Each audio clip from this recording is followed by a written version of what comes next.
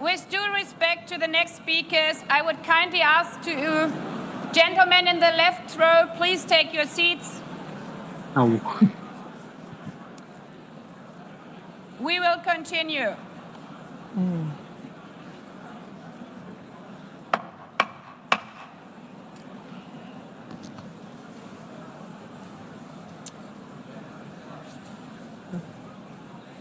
Excellencies, as we are receiving queries, I would like to assure you that don't worry, the UN teleprompters are working perfectly.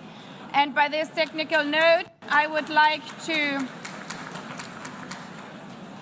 call on the next speaker. The Assembly will hear an address by His Excellency Prabowo Subianto, President of the Republic of Indonesia.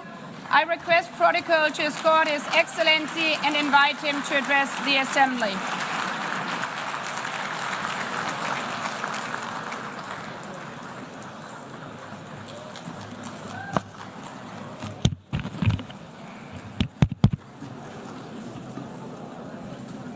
His Excellency, Mr. Antonio Guterres, Secretary General of the United Nations, Her Excellency, Madame Annalena Baerbock, President of the United Nations General Assembly,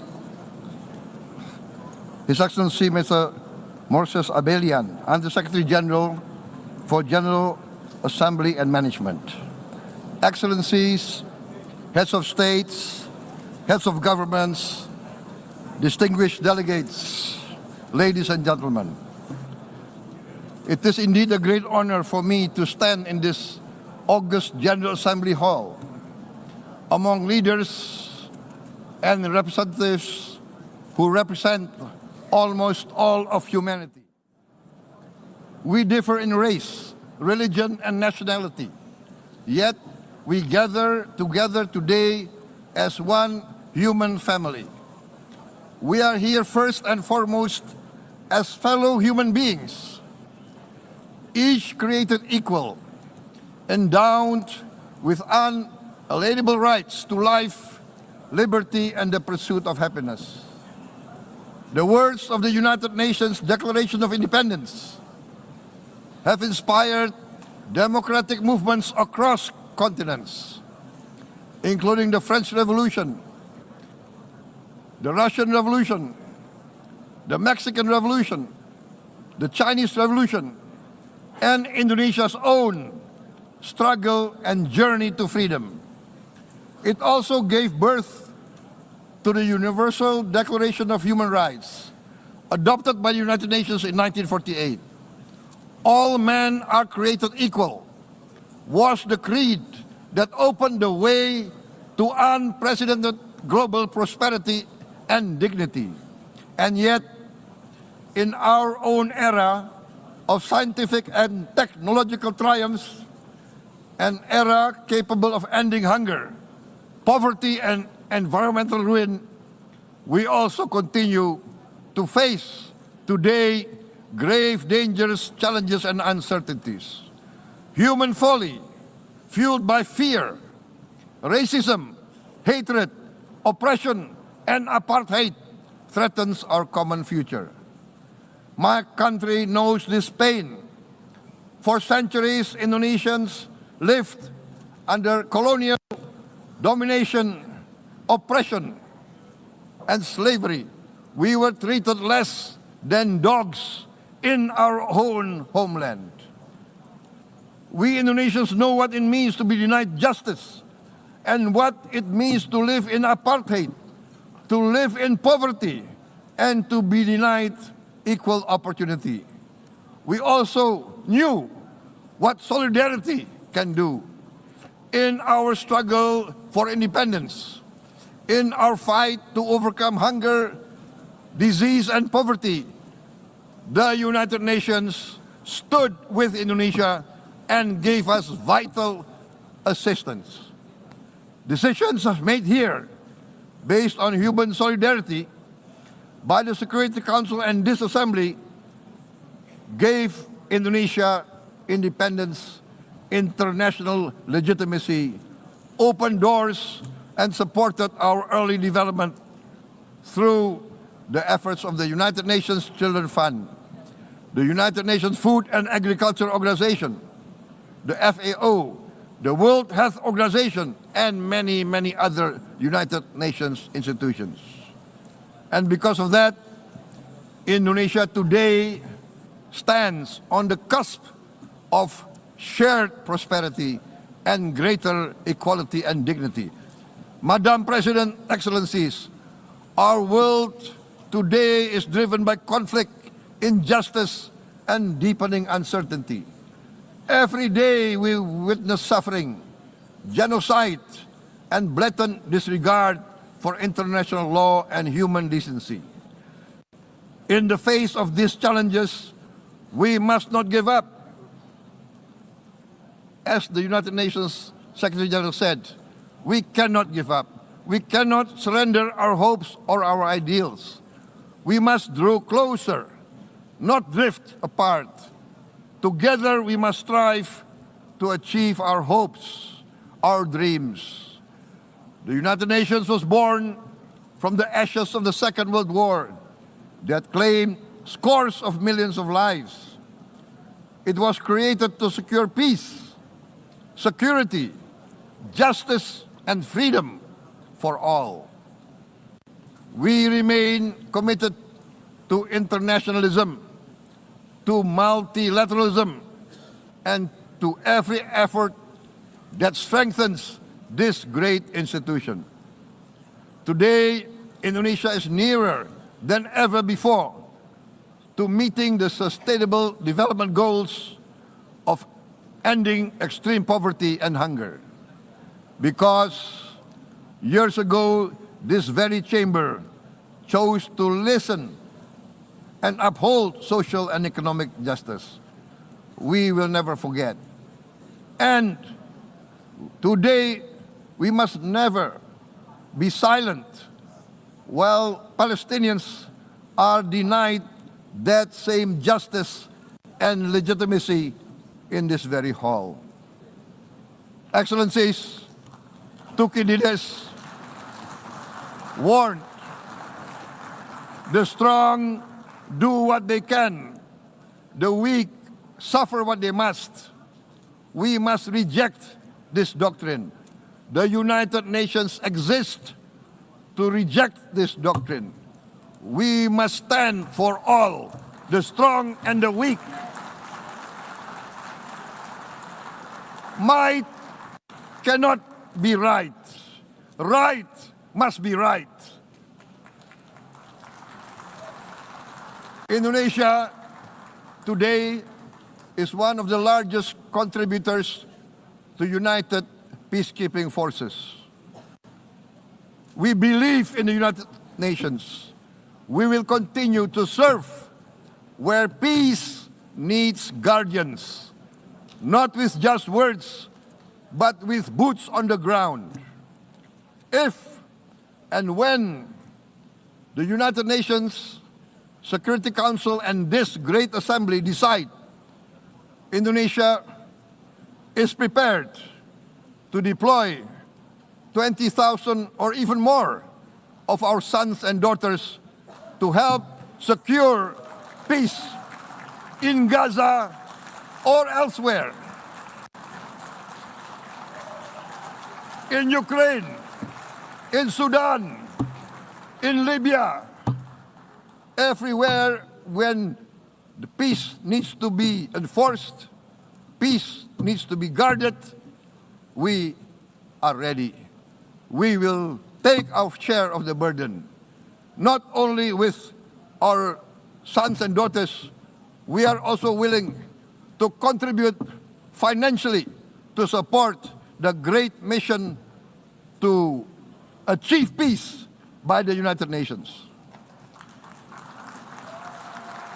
Madam President, Excellencies, I propose to this Assembly a message of hope and optimism, grounded in action and execution. Today, we heard the speech of Madam President, the President of the United Nations General Assembly. Yes, it is true what she said. Without the International Civil Aviation Organization, will we be here today? Will we sit in this great hall? Without the United Nations, we cannot be safe. No country can feel secure. We need the United Nations, and Indonesia will continue to support the United Nations, even though we still struggle. But we know the world needs a strong United Nations. The world's population is growing. Our planet is under strain. Food, energy, and water insecurity haunt many nations.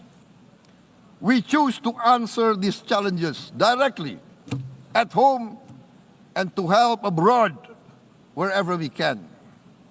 This year, Indonesia recorded the highest rice production and grain reserves in our history. We are now self-sufficient in rice, and we are starting now to export rice to other nations in need, including providing rice for Palestine. We are building resilient food supply chains, strengthening farmer productivity, investing in climate-smart agriculture to ensure food security for our children and for the children of the world.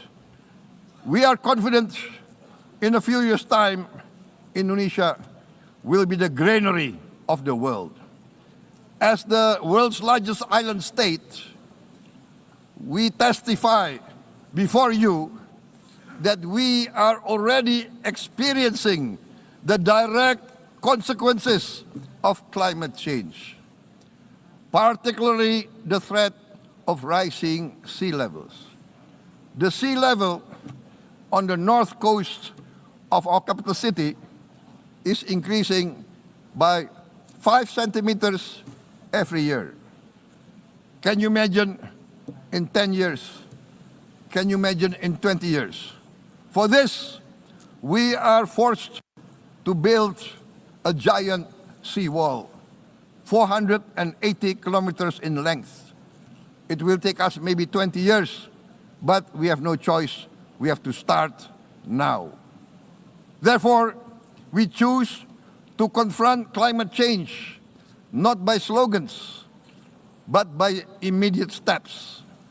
We are committed to meeting our 2015 Paris Agreement obligations.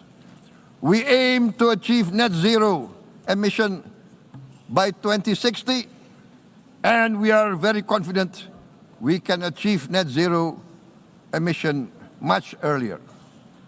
We aim to reforest more than 12 million hectares of degraded forest, to reduce forest degradation, to empower local communities with quality green jobs for the future.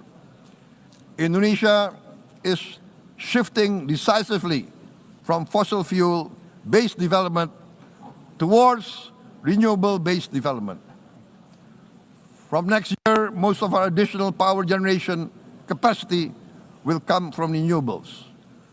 Our goal is clear: to lift all of our citizens out of poverty and make Indonesia a hub for solutions to food, energy, and water security. Madam President, Excellencies, we live in a time when hatred and violence can seem to be the loudest voices. But beneath this loud noise lies a quieter truth, that every person longs to be safe, to be respected, to be loved, and to leave a better world to their children. Our children are watching. They are learning leadership, not from textbook, but from our choices. Today, still, a catastrophic situation in Gaza is unfolding before our eyes. At this very moment, the innocent are crying for help, are crying to be saved.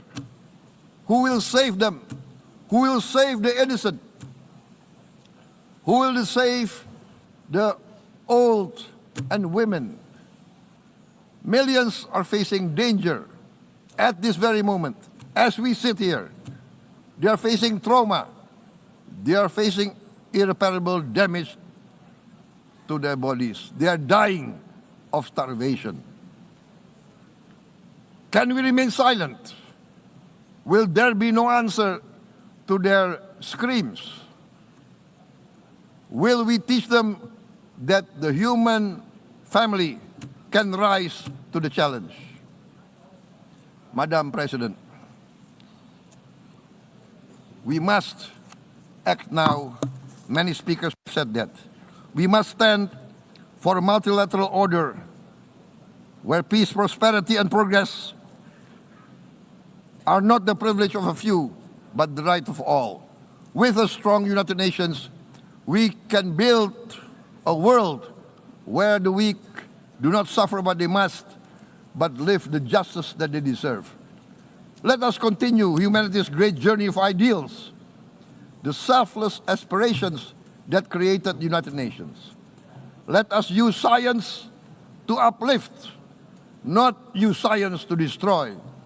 Let rising nations help others to lift themselves.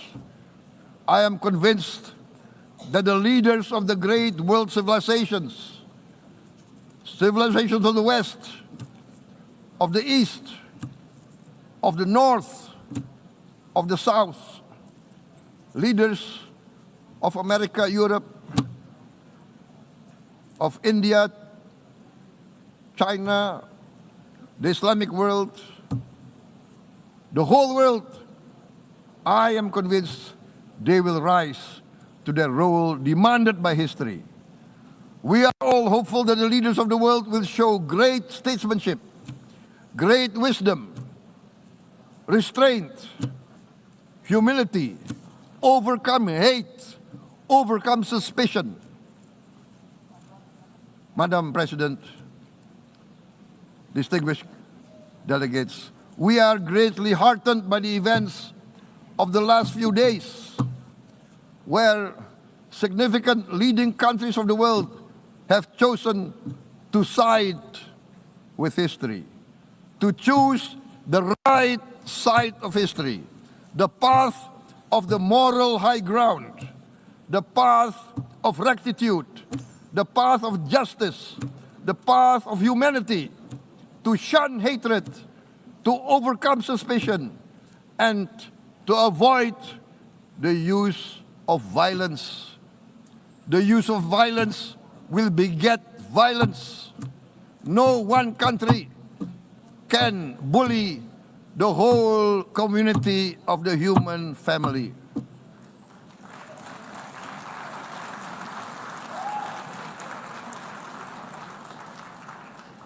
We may be weak individually, but the sense of oppression, the sense of injustice has proven in the history of mankind that this sense of injustice, this sense of oppression will unite into a strong force that will overcome this oppression, that will overcome this injustice. To close, I would like to reiterate again Indonesia's complete support for the two-state solution in Palestine. We must have an independent Palestine, but we must also recognize, we must also respect, and we must also guarantee the safety and security of Israel. Only then we can have real peace, and no longer hate and no longer suspicion. The only solution is this two-state solution. Two descendants of Abraham must live in reconciliation, peace, and harmony. Arabs, Jews, Muslims, Christians, Hindus, Buddhists, all religions, we must live as one human family. Indonesia is committed to being part of making this vision a reality. Is this a dream?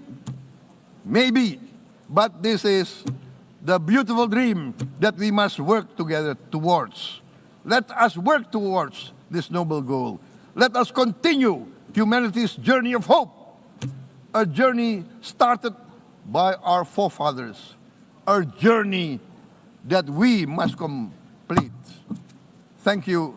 Wassalamualaikum warahmatullahi wabarakatuh.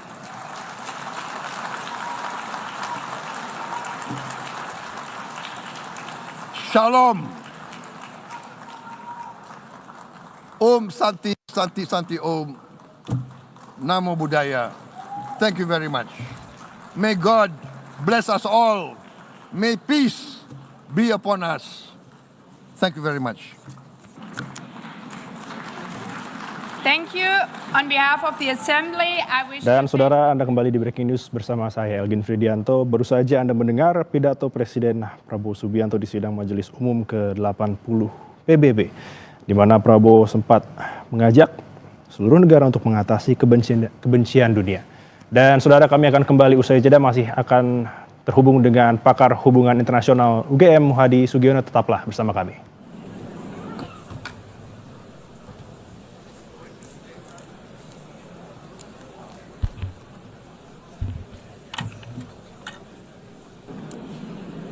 the Assembly will hear